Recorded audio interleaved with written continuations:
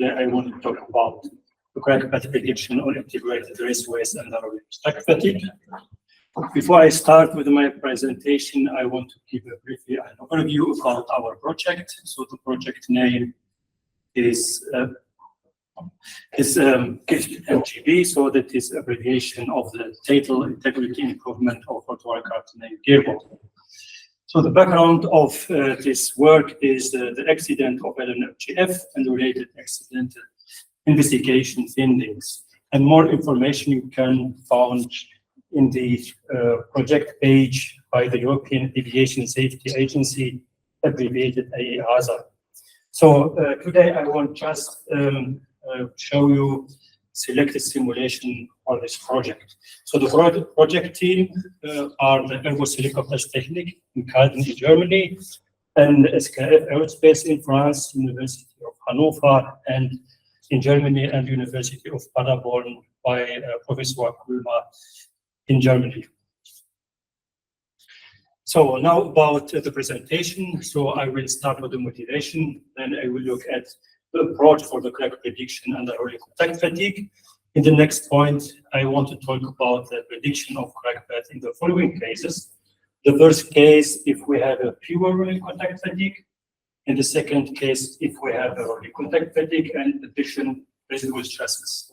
And finally, if we have early contact fatigue, residual stresses, and also the complex health situation. And finally, I will present some relation of the simulation results with experimental tests. So about the task description, the first picture shows the MGB helicopters as full model with baseline FE model. This picture shows the sub-FE model of rolling contact areas. So we have here a bearing seat.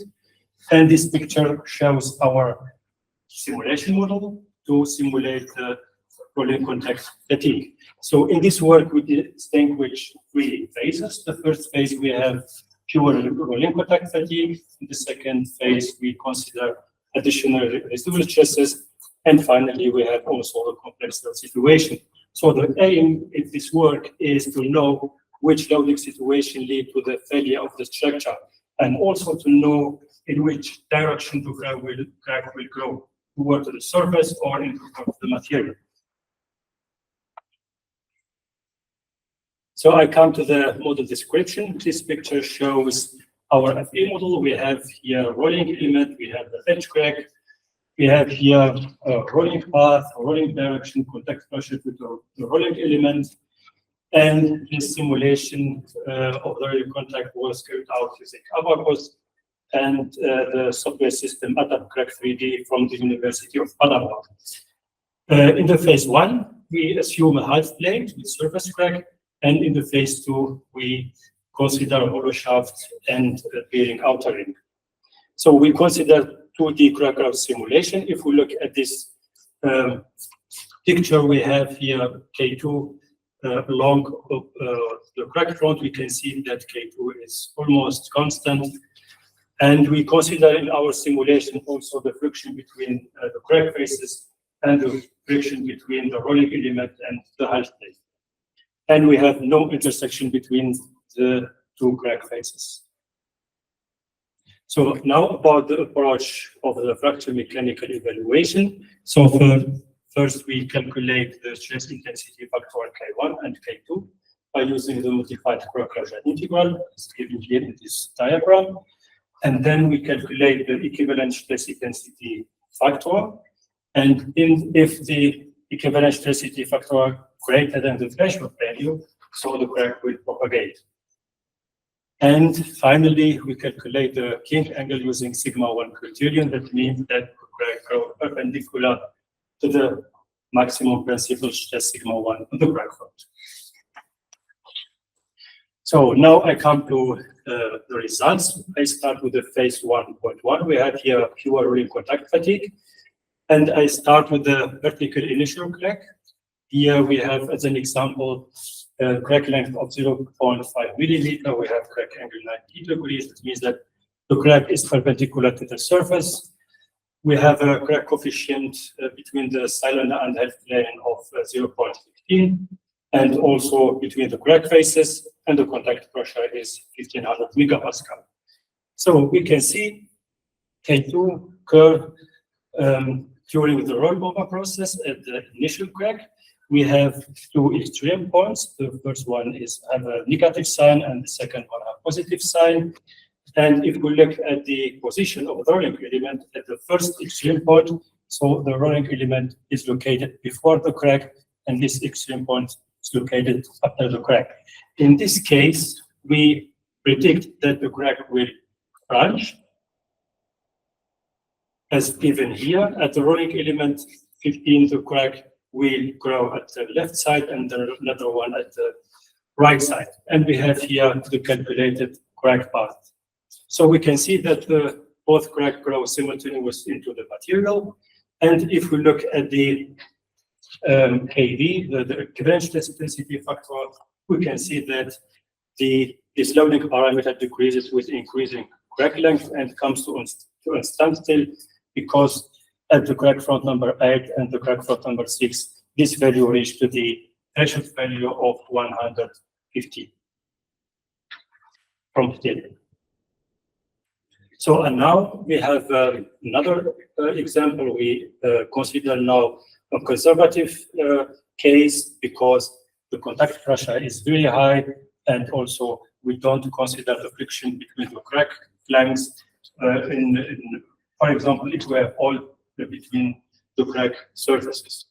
So we have also crack angle 15 degree, initial crack length of 1 millimeter, and we have here the initial cracks, and we have here the calculated crack path. After the first one is after 10 extension steps, and another one is after 14 extension steps.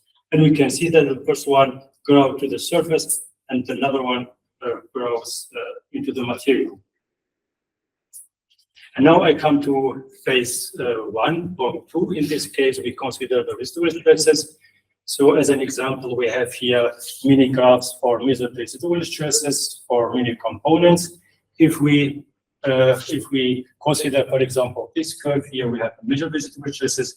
These points are given here, for example, and we approximate the residual stresses with this curve, and we can see that depth 0.5 millimeter, we have compressive residual stresses, and then we have tensile residual stresses.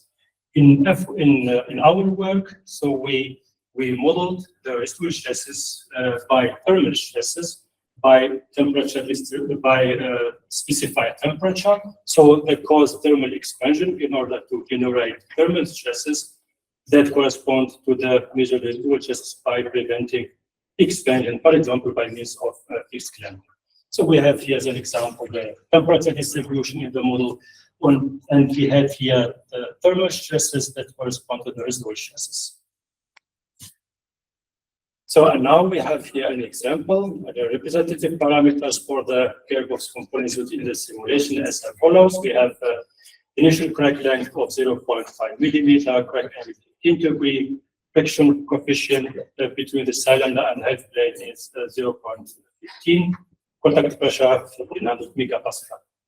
So we have here the residual stress distribution. We have here our enclave crack, and if we calculate the equivalent stress intensity factor, and we compare this curve with a model without residual stresses and with residual stresses, and we can see if we consider the residual stresses, the value is much higher than without residual stresses. And we can see also in this case, if the crack is in the compression layer, the crack will grow to the surface. We have here one maximum point. And in this case, if we not consider residual stresses, we have here two maxima. In our approach, we assume that the crack will branch in this case. That means that the crack will grow to the surface, another one will grow to the core. And if we compare the crack path between consideration with residual stresses and without residual stresses, the crack path is similar, but the K1 differ.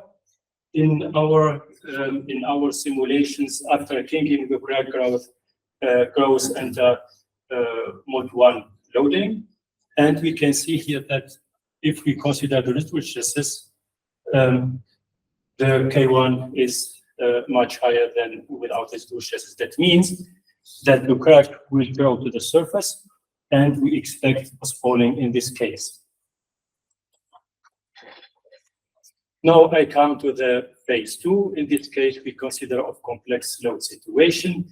We have here a shaft. To consider the complex load situation, we use the hollow shaft to have, as an example, additionally bending stresses, and to compare our simulation where our experimental results, we have here laser scratch at the hollow shaft. And then we have some results. We have here the FE simulations. We have here the test results. We have a comparable crack propagation from 1 millimeter to 1.5 millimeter depth, starting from the laser scratch. And the simulation predicts that the component would fail. In the test, the crack propagation into the depth was questionable in the test, and the simulation don't predict the crack network. Possible explanation for this deviation simulations, for example, that the crack in the test starts from the notch while the simulation an initial crack is assumed, and maybe also more running time for the crack growth is required in the test. And now I come to the second example. We consider now an outer ring. So we have here the peering, we have here the outer ring, we have here a notch. So we made a notch to consider a complex load situation. This graph describes the measured and the calculated residual stresses based on temperature specification. And this picture shows the modeling of the residual stresses in the circumferential direction by thermal stress in the simulation model. Now I come to the results. So we have here test result, we have here the FE results, and we can see if we compare the crack in part 1, so the crack path is similar, and we expect, if we calculate the principal stresses, that the crack will grow in this direction, and the crack propagation in part 2 is also in the same. So now I come to the summary. So the influence of pure rolling contact on crack path. So the cracks under pure rolling contact very quickly reach the threshold and then stopped. The crack growth ends at a finite depth.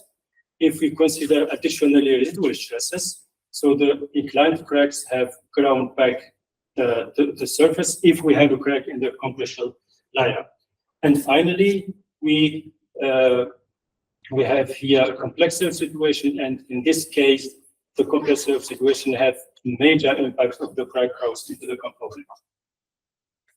So for the future, we can extend our approach into 3D for even more complex geometries and complex stress fields. And the calculation time can be significantly reduced by automated crack extension, and for more accuracy results from the FE results, we need also more accurate residual stresses and more accurate material properties. So thank you for your attention.